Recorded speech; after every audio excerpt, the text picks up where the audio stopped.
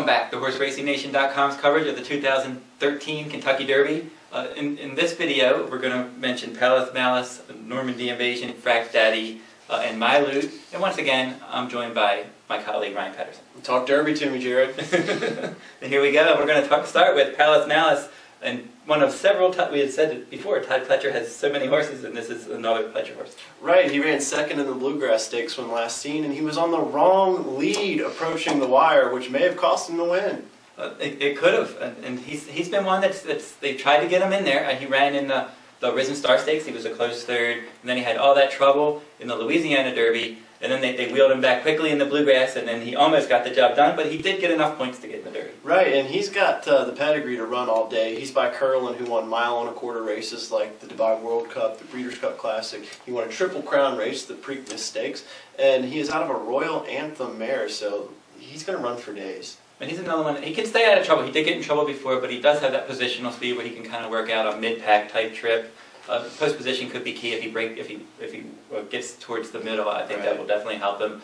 Maybe it's too many races though in a short cluster, because a lot of times when they have to qualify for the Derby, they have to keep running them in these spots to get the points, and then by the time they get to the big race, they're over the top. Right, and this horse has a lot of growing up to do. The talent's there, but can he have it all in place by the first Saturday in May? And I think if he's our next Kentucky Derby winner, it's going to be a serious tribute to the greatness of Todd Pletcher. And make no mistake, he's the best trainer in the world. And it could be interesting that maybe not one of his most highly regarded horses, maybe almost like Super Saver, where he can come up and maybe not the horse that everyone's talking about, like a Verrazano. He sneaks in under the radar and maybe surprises.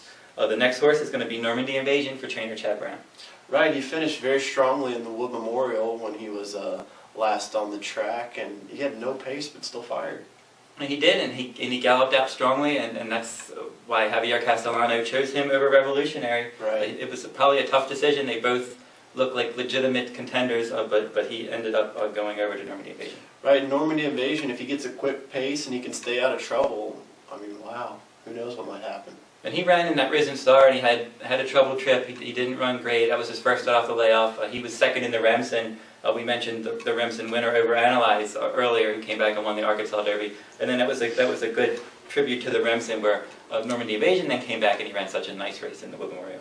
The form of the Remsen was much improved. We had Overanalyze come back and win the Arkansas Derby, and Normandy Invasion ran as well as he did. And those horses have every right to win the Kentucky Derby. And that was one of the only late races now that seems like it held up from last year, and it earned a strong buyer speed figure, and then we were kind of iffy after their first starts, and they both if you recall that weekend last year, it looks like the Kentucky Jockey Club Stakes was just absolutely loaded, and the Remsen was like the throwaway race. Well, it turns out that it was the exact opposite. It's true, and I remember people were talking about the Kentucky Jockey Club and said it had a low buyer, but they weren't buying that.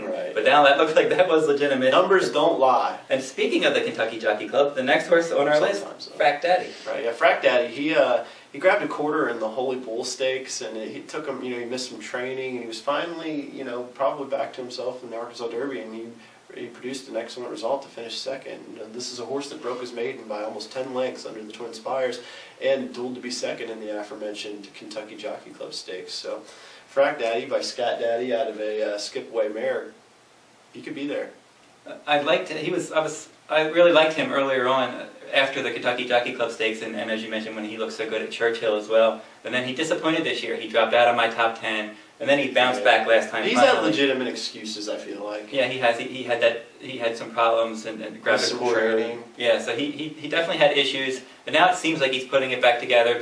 But still mentally and trying to play catch up. It could be tough. Too much? Exactly. I think it's probably going to be too much too soon. I think he's a pretender, but he's a horse that I have respect for, and maybe later in the year I'll think that he could do something. But I just think right now the Derby's going to be kind of too much too soon. Right, and for Frac Daddy, he's owned by Magic City Thoroughbred Partners, who won last year's Travers Stakes with Golden Ticket. Could they be back again? And Ken McPeak's second horse, he has Java's War and Frac Daddy, so he's going to take 2 cracks at the Derby this year. The final horse in this video is going to be Mylute for trainer Tom Amos. Mylute, and the first thing I think about Mylute, I picked him in the Delta Jackpot where he was about 30-1, and he made a big move around the turn, and I thought, I'm going to cash a 30-1 winner, and he hung. And then what did he do again in the Louisiana Derby? He made a big move, and he hung.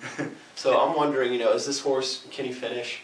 And And the other, in the Risen Star, he made a move too. He was fifth, and then he got up. He worked his way up, and then he kind of flattened out late, and then he just couldn't get past Revolutionary. It didn't look like he was ever going to get by him. And then on the gallop out, Revolutionary galloped out much stronger. Rosie Napravnik's going to pick up the mount. Yeah, and she'll have a lot of support. She's riding exceptionally well, and deservedly so. She's going to be in the Kentucky Derby. And she was riding this horse in the past that Sean Bridgman rode the last few times, but she's won on him before. He won at Fairgrounds. He won by over 10 lengths under Rosie, and she's going to pick the mount back up. Now, Rosie's a gamer. Don't sell her short. She can ride a racehorse. And the other thing about this one, out of Midnight Loot, we had mentioned that one in a previous video. This sire, red hot. Right, yeah, absolutely red hot. But he had a lot of very, very nice mares bred to him, and Midnight Loot himself had distance limitations, and I think Mylute might have them too. He could. He's probably going to have his work cut out for him, but I think he's going to take a little bit of action. There probably isn't going to be any such thing as a huge long shot anymore after Mind That Bird. People seem to the trends overbet. have shifted. Yeah, definitely, they overbet. They've overcorrected. Yeah, for sure. So don't expect a huge price on anybody. A lot of times these long shots, they end up taking more money than they should, but Mylute's made it to the gate, and basically the philosophy has been, since Mind That Bird, if you get in the gate, anything can happen, but I think this one's a pretender probably. Absolutely, I agree. Now, out of the four horses, throw him out. Yeah, toss them out. Out of the four horses we just mentioned, who do you like the best? Out of Palace, Malice, Normandy Invasion, Frac Daddy, Mylute. That's tough. I'm going to go with Normandy Invasion. He's the wise guy horse, and the wise guy horse seems to always run poorly. But Normandy Invasion could break that trend. If he can get somewhere mid-pack, 8-9 hole, they run fast, they go a 46 half mile, and he can stay out of trouble, and he finishes. And we're going to agree this time, and the first time that we're going to agree on the same horse. I think Normandy Invasion take it to the bank. Is the dangerous one in here. He's got that ability to finish, and I think he could be peaking at the right time. He had that trouble in his first start off the layoff. We already know he was fast based on his Remsen last year, and then he ran a nice race in the Wood Memorial, galloped out, and I think third race off the layoff. It looks like he's sitting on a peak effort, but he's going to have to overcome some traffic problems probably. Right, yeah, Normandy Invasion. Like we said, if he can stay out of trouble and can keep from getting stopped.